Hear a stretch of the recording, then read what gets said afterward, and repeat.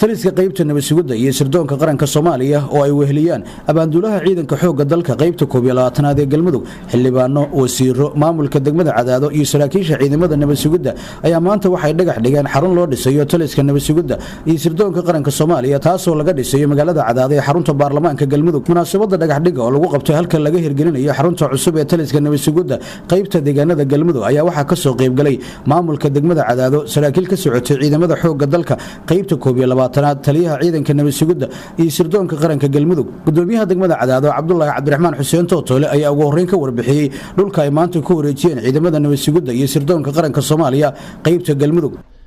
waxaan loo hirgelay dhagax dhigna halkan shaqadaas oo ay qaban doonaan guddiga isxilqaan deegaanka u qaabilsan horumarinta dhismayaalka danta guud oo hadda halkan xaadir ku ah xarunta qaybta 12aad gacanta ku haya tanna ayaga ayaa la rabaa inay gacanta ku qabtaan si aan u wada jeedno dadku waxay hadda u istaageen horumarka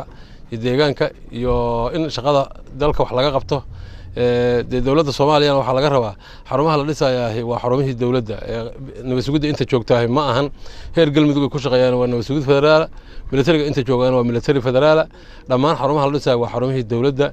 dawladdana waxa laga rabaa gacanteedii inay ka geysato oo gacan mugul ay ka geysato oo aan shacabka reer Cadaado iyo shacabka reer Galmudug inaan lagu dayacin shaqada wasiirka dawladda wasaaradda arrimaha gudaha iyo dawladaha hoose Galmudug Cumar Maxamed Diiri iyo Cumar Guuray oo kamid ah madaxdii madasha ka hadashay ayaa sheegay inay ka qayb qaadanayaan dhismaha xarunta cusub ee hay'adda nabadsuguda iyo sirdoonka qaranka Soomaaliya qaybta Galmudug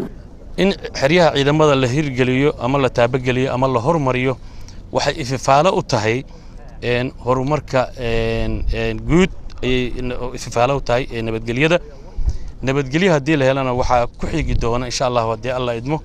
horumaradii kale abaanduulaha ciidanka xoogga dalka Soomaaliya qaybta 12aad Xuseen Xoosh Cali ayaa shacabka Cadaado ugu baaqay inay ka qayb qaataan dhismaha xarumaha danta guud waxa mahad iska leh deegaanka reer Cadaadood ayaan mahad celinayaa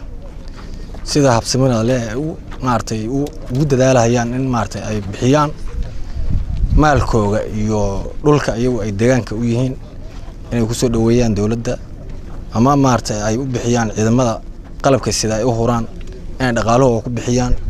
xoogooda ku bixiyaan juhud badan ku bixiyaan aad baan ugu mahad celinayaa ugu dambeyn taliyaha hay'adda nabadsuguda iyo sirdoonka qaranka Soomaaliya Cabdi Maxamuud Jaamac Cabdi Dheere oo goobta hadalka kooban ka jeediyay ayaa uga mahad celiyay maamulka degmada Cadaado iyo shacabka reer Cadaado dhulka ay ku wareejiyeen ciidamada nabadsuguda iyo sirdoonka qaranka Soomaaliya aadan ugu faraxsanahay maanta in loo dhagax dhigo dadka deegaanka oo iskaashanay noo dhagax dhigaan xarunta nabadsuguda Galmudug ee Cadaado aadan ugu faraxsanahay waxaan rajaynaynaa guddiga isxilqaan iyo dadka deegaanka iskaashanaya inay sii wadi doonaan anaguna wixii karaankeena aan la qaban doono Sharmaarka Maxamed Maxamuud TV-ga caalamiga Hon Cable magaalada Cadaado.